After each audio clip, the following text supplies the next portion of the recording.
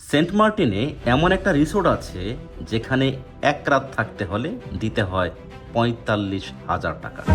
জি, আপনি ঠিকই শুনেছেন, ৪৫,০০০ টাকা। কিন্তু এই একই দ্বীপে এমনও মানুষ আছে যারা দিনে ৩ বেলার বদলে ২ বেলা খেয়ে বেঁচে থাকে।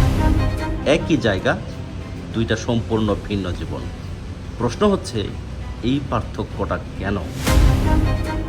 সেন্ট মার্টিন বাংলাদেশের একমাত্র প্রবাল দ্বীপ। একদিকে সমুদ্র, রিসোর্ট, বিলাসিতা, আরেকদিকে অদেখা একটা বাস্তবতা। আজ আমরা দেখব না resorts in Saint Martin island, আজ আমরা দেখব এই দ্বীপের মানুষের জীবন। আমি ইচ্ছে করেই রিসোর্টগুলো এড়িয়ে চলে এসেছি গ্রামের ভেতরে, কারণ সত্যিটা ওখানে না, সত্যিটা এখানে। এই মানুষগুলো, এই ঘরগুলো, এই জীবনটাই আসল সেন্ট মার্টিন। নারিকেল জিঞ্জিরা নামে পরিচিত এই দ্বীপে একসময় মানুষ জীবিকা নির্বাহ করতেন মাছ ধরে আর সামান্য চাষাবাদ করে। কিন্তু ২০০০ সালের পর এখানে পর্যটকদের আসা শুরু হয়। ধীরে ধীরে বদলে যায় সব কিছু। আজ এই দ্বীপের অধিকাংশ মানুষের আয় পর্যটকদের উপর নির্ভরশীল। কিন্তু হঠাৎ করেই সরকার পর্যটক যাতায়াত সীমিত করে দেয়। ১০ থেকে ১৫,০০০ মানুষের এই দ্বীপে নেমে আসে অনিশ্চয়তা। চায়ের দোকান, বাজার, মসজিদ, সর্বত্র একটাই প্রশ্ন, আমাদের কি হবে?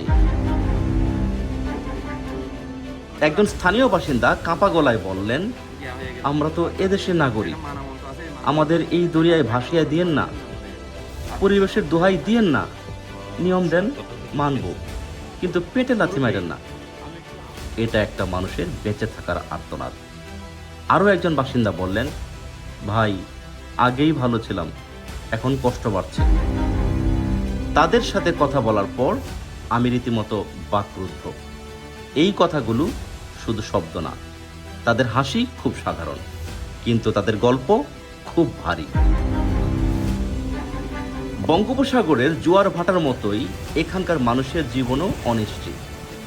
আবহাওয়া ভালো হলে মাছ ধরে, খারাপ হলে আয় শূন্য।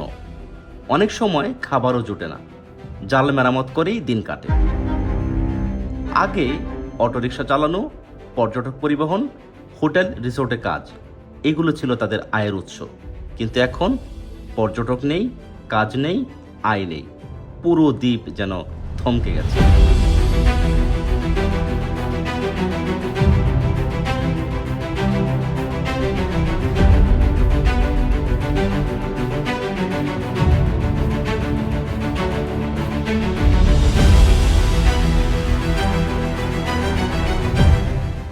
সরকার একদিকে বলে পর্যটক সীমিত করা হবে, আবার জাহাজ চলাচলের অনুমতি দেওয়া হয় না, সিদ্ধান্ত বাস্তবায়ন করে না। ফলে প্রশ্ন উঠেছে, এটা কি শুধুই পরিবেশের রক্ষার জন্য, নাকি এর পেছনে অন্য কোনো গল্প আছে? কেউ স্পষ্ট করে কিছু বলছে না। একদিকে ৪৫,০০০ টাকার রিসোর্ট, আরেকদিকে ২ বেলা খেয়ে বেঁচে থাকা মানুষ, ক্ষুধার সঙ্গে যুদ্ধ করা মানুষ। এটা কি শুধুই কাকতালীয়, নাকি একটা সিস্টেম? স্থানীয়দের অভিযোগ, রিসোর্টগুলোতে তারা চাকরি পায় না, বাইরের মানুষ এসে ব্যবসা করে, পরিবেশ নষ্ট হয়, কিন্তু লাভ যায় অন্য জায়গায়। একজন বললেন, আমরা শুধু দেখি, কিছুই পাই না। তাদের কথাগুলো আমার গায়ে শিহরণ জাগিয়েছে। তাদের আক্ষেপ, তাদের অসহায়ত্ব আমাকে প্রশ্ন করতে বাধ্য করেছে, এই উন্নয়ন আসলে কার জন্য? অনেক পরিবার আছে যারা দিনে ৩ বেলা খেতে পারে না। মাছের দ্বীপে থেকেও সবাই মাছ খেতে পারে না। পর্যটক বাড়ছে, কিন্তু তাদের আয় বাড়ছে না।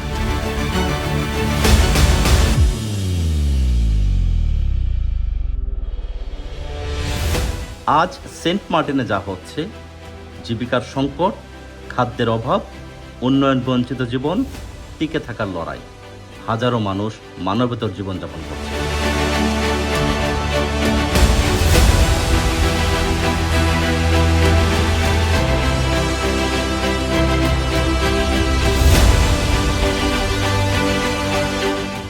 সেন্ট মার্টিন শুধু একটা দ্বীপ না, এটা একটা প্রশ্ন, এটা একটা দ্বন্দ্ব, একটা অসমতা, একটা অজানা গল্প, একটা অদৃশ্য বিভাজন, যেখানে প্রকৃতি, মানুষ আর অর্থনীতি একসাথে সংঘর্ষে জড়িয়েছে।